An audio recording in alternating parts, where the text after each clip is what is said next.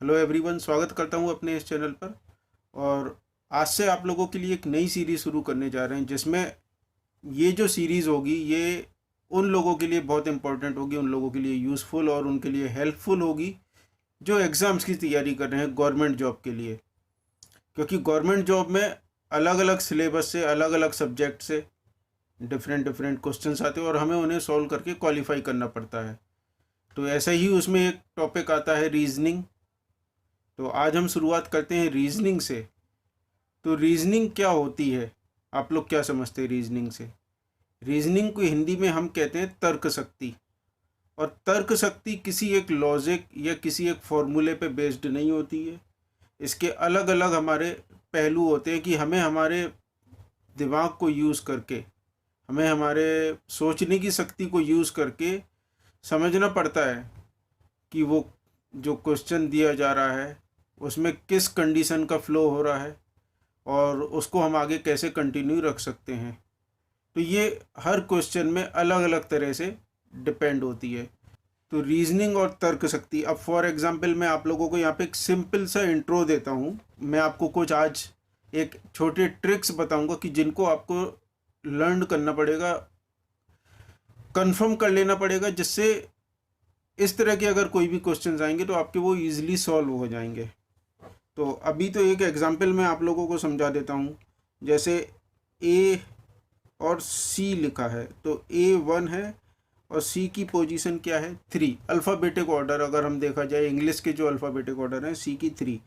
तो ऐसे ही अगर हम यहाँ पे बी और डी, बी की पोजीशन 2 है एंड 2 की 4 है, तो अब हमसे पूछा जाए कि इसका नेक्स्ट सीरीज़ क्या होगी, तो यहाँ पे हम लॉजिक क्या लग सकता है, 1 + 1 यहाँ पे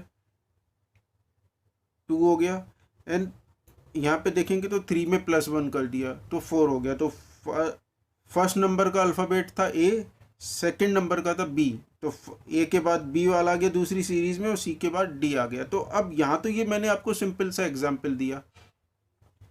तो नेक्स्ट क्या आएगा, दोनों में 1 + 1 कर देंगे तो 3 नंबर पे आता है सी और 5th नंबर पे आता है ई। तो जो नेक्स्ट आंसर होगा वो हमारा होगा सी और ई। तो ये तो होती है रीजनिंग। अब रीजनिंग अलग अलग तरीके से हो सकती है, मैथमेटिक भी हो सकती है, एज के बेस पे हो सकती है, तो वो मैथमेटिकल प्रोस्पेक्ट वहाँ पे यूज़ होता है, कंडीशन यूज़ होती है। तो आज मैं आप लोगों को ऐसी दो छोटे शॉर्टकट्स बताना चाह रहा हूँ जिन्हें अगर आप लोगों ने याद कर लिया तो आपको बहुत ज़्यादा हेल्प मिलेगी। तो शुरू करते हैं। ये देखिए, पहली ट्रिक के लिए मैं आप लोगों को यहाँ पे बता रहा हूँ। क्या है, आप लोगों के सामने लिखा हुआ है, मैंने लिख के तैयार किया हुआ था अल्फ़ाबेटिक ऑर्डर इंग्लिश का, ABCD से लेके जेड तक। आप अगर यहाँ पे ध्यान से देख पाएंगे तो ऊपर मैंने 1 2 3 4 इनका जो एक्चुअल ऑर्डर है, अल्फ़ाबेटिक ऑर्डर, वो मैंने लिखा हुआ है। और देखिए ऐसे ही M का 13 है, N का 14 है, O 15, P 16। तो ऐसे करके मैंने YZ तक 26 तक इनके सीरियल नंबर यहाँ पे नोट डाउन कर लिए हैं। अब नीचे भी आप लोग नोटिस कर रहे होंगे 27, 28, 29, 30। तो या तो आप लोग इसको रिमेंबर रखें माइंड में, या फिर टेम्परेरी इसको आप ड्रॉ भी कर सकते हैं आपकी सुविधा के हिसाब से। तो क्या होगा, अब ये आपके कैसे यूज़फुल आएंगे, जब हमारे न्यूमेरिक या जो सॉल्व आते रीजनिंग के लिए जो क्वेश्चंस आते हैं हमारे एग्ज़ाम में, तो हमें ये शॉर्टकट्स बहुत काम आएंगे।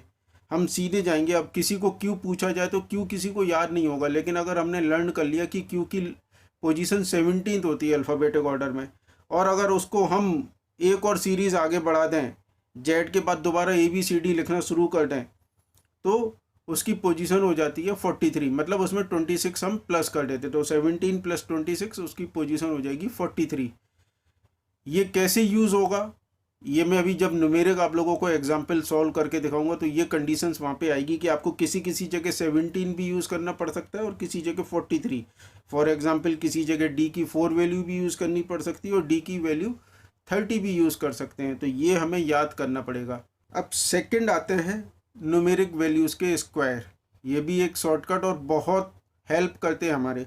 हम सबको पता है कि 2 का स्क्वायर क्या होगा 4, 3 का स्क्वायर क्या होगा 9, लेकिन अगर इमीडिएटली आपके सामने आ जाए 13 का स्क्वायर, तो जल्दी से किसी को रिमेंबर नहीं होता कि 169 होता है। 14 का स्क्वायर,